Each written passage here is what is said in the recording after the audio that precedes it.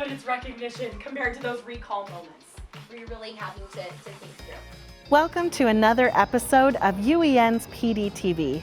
Today we have traveled to Viewmont High School in Bountiful to visit with Carly Maloney, Utah's 2024 Teacher of the Year, to find out how she balances being an English language arts and social studies teacher with also being a teacher leader in her school. Working with my admin, I really wanted to increase my opportunity for teacher leadership in the building, working with teachers. And speaking of that role, I just ended the very first cohort district level of teacher leaders is in Davis School District, led by Darren Kinnett and Allison Riddle. Having done that, my role here has changed slightly. I now have the opportunity to help lead professional development in the building and to learn from the incredible experts that are within a school. Educational Technology Competency number 2 focuses on professional growth and leadership. Throughout this episode, you'll hear about Carly's path to being a teacher leader in her school. You'll see how a combination of teacher empowerment, mental health supports, and technology tools help her assist teachers and ultimately students in achieving their goals. I think about teacher leadership. One of the earliest examples for me was my student teaching mentor. She told me as I was working in her classroom, Carly, do not ever lose your hunger to improve and to grow and to help those around you improve and grow. And I think of the teachers who were my teachers who then became my colleagues. They became mentors and support for me. And I noticed, okay, this is making a difference for me as a new teacher. And then this opportunity to start joining committees, supported by admin, whether it was a standards-based committee, JSSC, community council, DEA board, just opportunities to get involved and learn from teacher experts. I really feel like teacher-led professional development, teacher leadership, it's the most authentic. It has incredible buy-in because it's experts leading experts. It's current classroom teachers knowing what they're dealing with day in and day out, sharing expertise with each other. You mentioned the excitement of joining all of these different committees and trying out these different things and learning, but oftentimes in schools it's like, pulling teeth, I don't want to be on that committee, I've got too much work to do, but there's a whole different feel here in this school. What elements have played into this positivity around teacher leadership and, as you said, sharing in professional development responsibilities and committees? I feel like a big piece of this is in any other profession, if we're asking that professional to grow in expertise, they're going to be compensated to do that. And I feel like what really has room for growth in the state of Utah, whether it's the amazing work that Hope Street and Utah Fellows are doing or continuing at the district level in these cohorts, is this is not something that teachers are doing outside of contract time. This is not something that they're doing on a prep because we need preps. We need that time to plan and grade. This is something that they're compensated for. Especially in this case at Viewmont, we took some ideas that our principal had brought over and the past principal for him of, hey, let's focus on Canvas. And the principal now saying, let's focus on Canvas and let's compensate teachers through TSSA stipend funds for doing so. And when you compensate teachers, they feel valued for their time and expertise.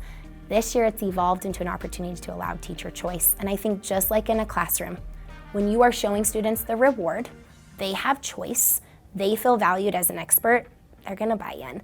The thing that's cool about this is it doesn't come down to one person. Honestly, I feel like I should just get out of the way. Like, I feel like you just bring incredible people into the room and then sit down and learn from them because there are so many strengths within different leaders in this building, whether a department head, a PLC leader, whether they're a policy advocate and they're continuing to support on social media or at the Capitol, getting legislators into our classroom, whether it's community outreach and they're connecting schools together or they're connecting programs from university to here. We can find that here at Viewmont in every department, and that's really amazing. And you have the opportunity as the teacher leader in the building to bring those people together into these spaces where they can share. So what programs, initiatives, focuses, passions have you established in this role to help that happen? We knew that it was important to continue the Canvas checklist going. One piece that we really wanted to focus on was have it be leveled, have there be place for even the most advanced Canvas user to continue to grow as an expert in the classroom. So it meets teachers where they are, it still allows choice, they're compensated for it, and we got some good participation. It was cool to see the Canvas courses changing and to see teachers be creative with those options. We really thought there was other ways that we could expand our professional development outside of that tool. We started to have new teacher lunches where mentors were coming with them. It provides an opportunity once a month for our newcomer teachers to be able to teach their mentors and mentors to be able to teach. So we started that early, and we started thinking, what if we took them around to classrooms in a watch and learn style? As we started doing this, it started to catch wind, and other teachers, including veterans in this building, were like, hey, how do I get in and watch some teachers? And so we realized that that's an option we needed to provide all of our teachers. Lunch and Learns. Lunch and Learns really started as an opportunity for the new teachers to be able to be in here and listen, and we realized we were all learning from each other, and so we expanded that option. This year we really created a menu that teachers could choose from, whether it was Watch and Learn, Lunch and Learn, Canvas, a conference that they wanted to attend and come back and apply to their classroom. One thing that I'm really excited about this year, Linnea Hernandez is a teacher that worked on this, where we have a podcast where we have teachers interviewed, and we are not only building school culture by getting to know each other, but then they're sharing best practice. An opportunity for teachers to listen to that podcast, reflect, apply into their classroom, and again, earn stipends. I think this is the first time I really thought about a podcast being a collaboration opportunity for your whole faculty. And that's one piece I really want to speak to is there's multiple teacher leaders in a building. I could never have pulled off the podcast the way that Linnea has pulled off the podcast. I could never have done that in the way that she's done that. And so I feel like what it does is it provides opportunities for teachers to lead from where they are, to build on their strengths. And in doing so, everyone else is benefiting. So the structure's there, and I help to create a structure, but it's like, can I tap into the strengths of so many teachers in this building and let them then take a piece and run with it and continue to provide that professional development for others? And do you feel like it was things she said to them that made them realize their future investment in it? For sure. She's just really good about, she's good at selling that, right? About saying, if you do this, here's the outcome of it. Yes. Which was fantastic. Yes, she said things like, you're gonna go to college for free. Exactly. And that enthusiasm that she says is the buy-in, it's Right. the future application. And I feel like if we continue to celebrate and elevate this profession as a profession, treating teachers and talking about teachers as the experts, pulling them to the table when decisions are being made, I know that it is going to impact students. I know that it is going to be what is best for students because I know the teachers in this building, and I've seen incredible teachers across this entire state. They know what is best for students. Giving them time, trusting in them, and then supporting and rallying around them as a community, I think goes an incredibly long way. All of it, Zach is phenomenal. Like, he will get you anything. Having the lens of teaching psychology, I am really passionate about destigmatizing student and teacher mental health.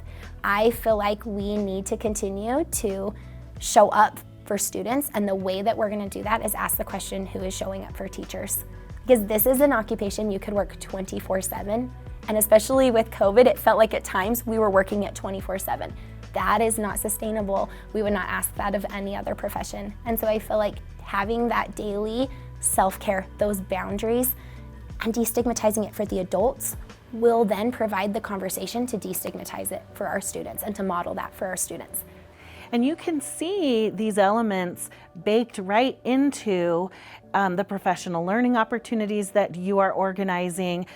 Just when you say things like teacher choice, when you talk about that they're getting compensated stipends, when you talk about district and school administration being supportive, when you just value their expertise and let them share, all of that is contributing to this valuing and supporting teacher mental health. And as you say, creating an environment in the school as a whole where that's the case for teacher and student alike.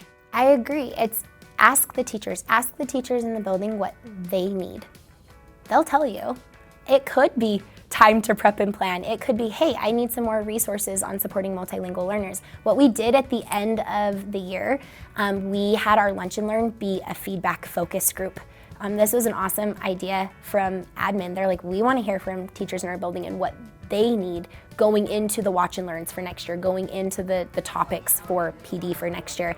So it can be evolving, and it's based on feedback. And the most important part for me, it's expert driven, it's teacher led.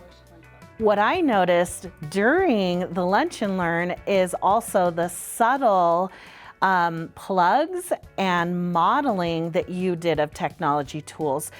It's one of the most natural examples I've seen of how technology is not a separate thing, that you're coaching them on technology at the same time that you're helping facilitate these best practice discussions.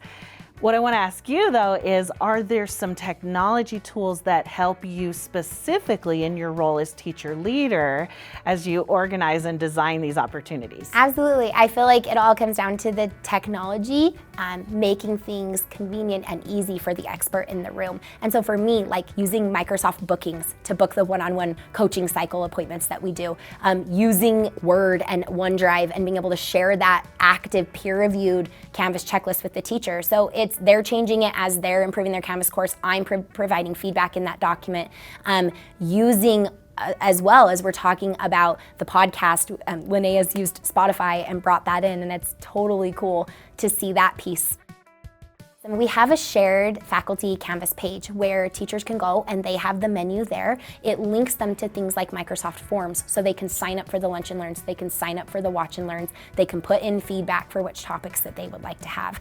And so I don't feel like this structure is made possible by technology, and then it's driven by the experts. Thank you so much for inviting us into this amazing school environment and sharing your expertise on PDTV. Thank you. We say at Viewmont, when the wind doesn't blow, Vikings row, and that is what teachers do in this building. We will row, we will continue to grow, and I am just so proud of being their colleague. So, thank you.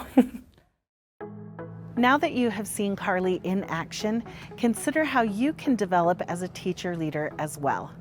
Start by finding out what opportunities for growth are available within your own local education agency, such as classes, micro-credentials, or even leadership-specific programs. If you're not finding everything you need from your LEA, there are also statewide opportunities available. For example, USBE has an outstanding instructional coaching endorsement program. Next, explore your passions. Develop as a leader. Do you have ideas for improving your school? Use tools like Google Slides or Lucidchart to develop a plan and present your ideas to your team or to your administration. You can also utilize leadership research and books to help you grow as a teacher leader. Whether your goal is to improve communication with students and parents or to lead school-wide initiatives, utilize research from databases like ERIC or ULEAD to learn more about topics like norms of collaboration or adult learning theory. The eMedia mentoring and coaching hubs have a lot of resources that can help as well. We've also developed a list of teacher leader books you might be interested in reading. The list was developed for UEN's Professional Growth and Leadership course, and you can find it on the teacher toolkit for this episode. It's also important to collaborate with other educators. As Carly pointed out, the educators around you are experts in their field, so utilize that expertise. You can do this locally at your own school through PLCs or book clubs, or through podcasts as they do at Viewmont. You can also do this through professional conferences. Attend conferences like USET. Consider volunteering so you can get to know the board members and learn how they have become leaders in their field. And if it's difficult to meet with people face-to-face, utilize social media tools, e-media groups, and conferencing tools like Google Meet or Zoom to collaborate with educators who are farther away. For even more tools, strategies, and resources to help you master this competency, be sure to visit uen.org/PDTV and access the teacher toolkit that accompanies this episode. Thanks for watching UEN's PDTV. To access more professional development resources from UEN and to schedule a training, visit uen.org/development. We'll see you next time.